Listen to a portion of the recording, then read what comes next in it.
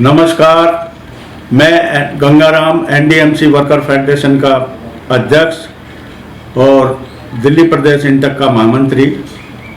मैं आज आपको शिव शंकर स्केल और 66% और डीटीएल के बारे में कुछ बताना चाहता हूँ। इसका जन्म एनडीएमसी में कब हुआ? इसका जन्म 1972 से एनडीएमसी में लागू हुआ। सबसे पहले ये स्वर्गीय अर्जुन दास जी ने इसकी टोकन पेमेंट कराई थी बिजली विभाग में, बिजली विभाग के कर्मचारियों को डेशू के पैटर्न पे। कुछ दिनों बाद वो बंद कर दी गई, तो बिजली विभाग के कर्मचारियों ने 1976 में एक स्ट्राइक की 1.5 दिन की। उसमें एनडीएमसी ने उनके लिए शिव शंकर स्केल ये 66% लागू कर दिया। उसके बाद में मिनिस्ट्रियल स्टाफ जो था उसने भी मांग करी इसमें, भाई जो बिजली विभाग है उस जैसा ही काम हम करते हैं, उनका फाइल हम करते हैं, उनके घरों की मेंटेनेंस हम करते हैं, उनकी तनख्वाह हम बनाते हैं, तो हमें क्यों ना मिला है। उनकी मांग जो है रिजेक्ट कर दी, तो वो सुप्रीम कोर्ट चले गए। सुप्रीम कोर्ट ने 1988 में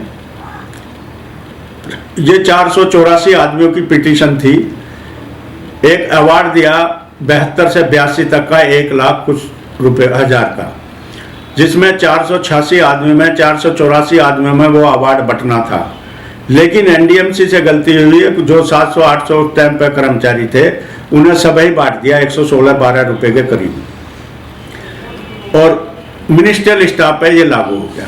जब मिनिस्ट्रियल स्टाफ पे ये शिव शंकर स्केल लागू हो गया, तो दूसरी जो लेफ्ट आउट कैटेगरी थे उन्होंने कहा कि भैया ये जो काम जिस आधार पर इन्हें दिया है, आरडी गुप्ता को दिया गया है, वही आधार हमारा है। हम भी एनडीएमसी में उसी पैनल से, एक ही पैनल से बिजली विभाग में गए हैं, एक ही पैनल से हॉर्टिकल्चर में गए हैं, एक ही पैनल से सिविल विभाग में गए हैं कर्मचारी, तो हमें क्यों ना मिलना चाहिए। तो उसके बाद में सब यूनियनों को एक मिला के एक फेडरेशन का अस्तित्व हुआ। ये 1988 में 22/2/88 को एक एक्शन कमेटी बनी, और उसने जो था 25/2 को एक स्ट्राइक की, 25/2/88 को, और 26/2/88 को एनडीएमसी ने एक रिजोल्यूशन नंबर 1 26/2/88 पास करा, जिसमें सभी लेफ्ट आउट कैटेगरी को ये स्केल देने की बात हुई, और हेल्थ की कुछ कैटेगरी को इसमें जो था टोकन पेमेंट दी। उसके बाद में 19/12/90 में एक एनडीएमसी ने एग्रीमेंट करा एनडीएमसी वर्कर फेडरेशन से, जिसमें 100 रुपये अनरिकवरेबल हुए लेफ्ट आउट कैटेगरी को, और कुछ मस्टोल का एरियर भी था उसमें, और एक हाई पावर कमेटी कंस्टिट्यूट हुई। उस हाई पावर कमेटी ने अपनी रिपोर्ट दी, उसमें सभी डिपार्टमेंट के एचओडी थे और सेक्रेटरी थे और एफए थे।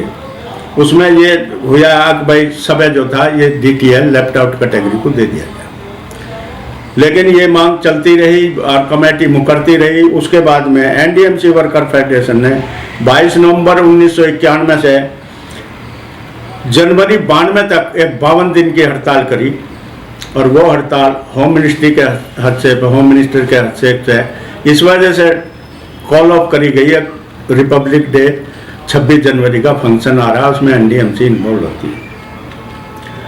उसके बाद में कमेटी के रवैये को देखते हुए Ramesh Dutt versus NDMC, Rajendra Singh versus NDMC, Babulal Bawaria versus NDMC, law department versus NDMC, RL Gautam versus NDMC, ये कुछ ऐसे केस थे जो उसमें सुप्रीम कोर्ट में जाते रहे और ये जीतते रहे।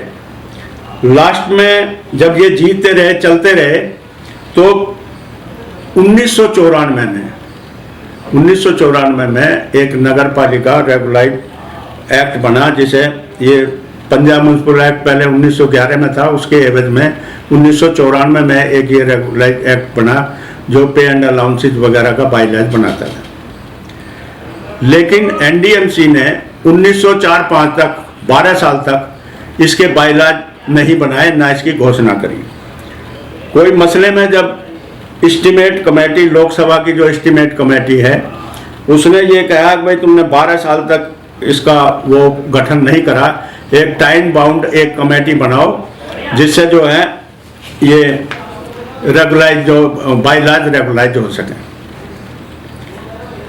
2007 में मिस्टर HR गोयल की एक कमेटी बनी जो होम मिनिस्ट्री में पहले डायरेक्टर थे, उनकी उसमें एक कमेटी बनी और जिसे ये NDMC रेगुलेशन 2007 कहते हैं। उसने जो था ये जो बनाई है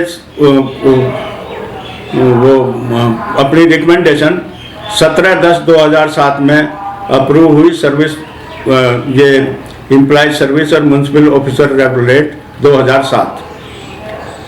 और इसे जो था ये कहा भाई ये जो है गजट नोटिफिकेशन करा दें इसका, और ये काउंसिल का रेगुलेट बन गया।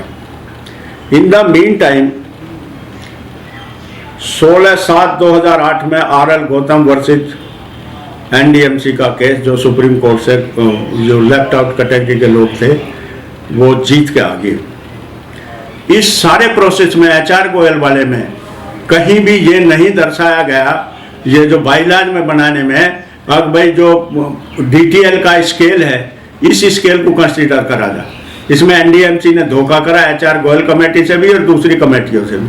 कहीं ये नहीं दर्शाया गया कि ये 6th पे कमीशन, 5th पे कमीशन या दूसरी कमीशन से रन कर रही है और उसमें DTL की रिकमेंडेशन आती है, DTL से 1972 से ले गए।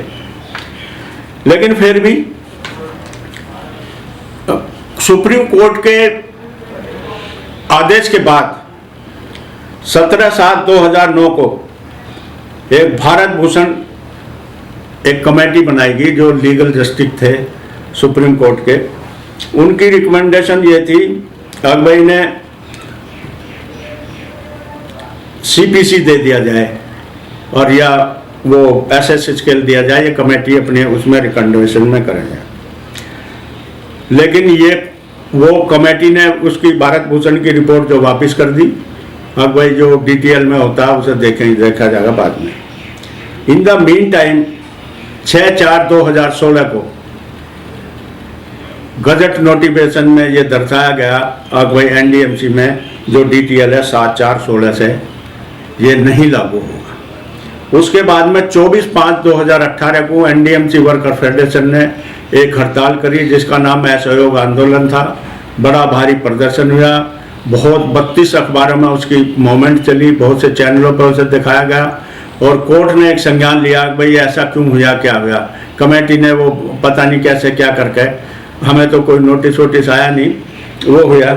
उसके बाद में जब फेडरेशन का एक एग्रीमेंट हुआ उसी दिन 24/5/18 को, उसमें ये हमने डिमांड करी अब जो ड्राफ्ट एजेंडा आप ला रहे हैं आप उसमें कुछ वो विसंगतियां हैं उसे हम दूर कर देंगे, आप हमें एजेंडा दे दो। उन्होंने 7 दिन का टाइम देकर हमें एजेंडा दे दिया, हमने वो दुरुस्त कर दिया। उसमें कई ऐसी खामी थी जो हमने उन्हें बताई और उन्होंने जो था 17/7/2018 को DTL का जो ड्राफ्ट नोट था MHA भेजा।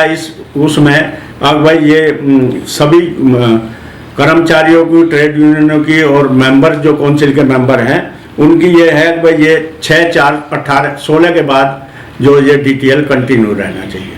ये है DTL की ब्रीफ हिस्ट्री। अब ये जो लोग जो DTL के बारे में ये तो पैदा भी नहीं हुए थे, ये लोग जो अब शोर मचा रहे हैं ये तो पैदा भी नहीं होता। और अब क्या है, अब क्या है DTL का जो मसला इस NDMC में चल रहा है, DTL का मसला ये है अब दिवाली से पहले काउंसिल की कोई मीटिंग हो, जो रिकमेंडेशन वहाँ से आई है, दिल्ली गवर्नमेंट से आई है DTL की, उसे कमेटी एक्सेप्ट करे पहले और फिर एक्सेप्ट करती है तो MHA भेजे भाई ये हमने एक्सेप्ट कर दिया। अब NDMC को भी कोई ऐसी दुविधा नहीं है इसे एक्सेप्ट करने में, क्योंकि थोड़ा घना 2.57 और 2.63 या 4 ऐसा है तो ज़्यादा तो वो नहीं है। लेकिन सबसे बड़ी समस्या ये है मेरे जो कर्मचारी रिटायर हो रहे हैं उन्हें पूरी पेमेंट नहीं मिल रही है, आधी आधी पेमेंट मिल रही, ग्रेजुएटी की, कैश इन लीव की, दूसरी तरह की। उनके घर आधे पैसे जा रहे हैं, अगर वो थोड़े दिन घने दिन में गुजर गए तो आधे पैसे का क्या होगा।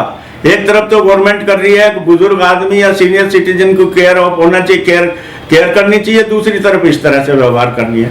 लेकिन फिर भी दिवाली से पहले जो पेमेंट होगी तो वो एक पार्ट में होगी, क्योंकि दिवाली से पहले तो ना तो काउंसिल की मीटिंग होगी ना ये होगी। अगर हो सकती है इसके लिए हम दबाव दबाएंगे। संघर्ष समिति हमारा जल्दी कोई डिसीजन लेने वाली है। हम चेयरमैन से मिलेंगे, चेयरमैन से टाइम मांगा है और जल्दी से जल्दी हम इसका निवारण करेंगे। ये मसला ऐसा नहीं है, इसमें बहुत से लोग पेंशनर हैं, वर्किंग क्लास है जो इस तरह से परेशान है। मैं तो ये कह रहा हूँ अगर इनके करने से कुछ होता है तो बहुत अच्छी बात है, लेकिन ऐसा करना चाहिए जिससे कोई प्रशासन को वो हो, ना कि इसमें किसी की बुराई करे या कोई बात करे। मसले को समझना चाहिए, मसले की गहराई में जाना चाहिए। ये मसला ऐसा नहीं है नारे लगाने चाहिए या उससे, ये मसला पूरी प्रैक्टिस और पूरे प्रभाव से सुलझाया जाएगा, ये ऐसा नहीं है। बस नमस्कार, जय हिंद, जय भारत।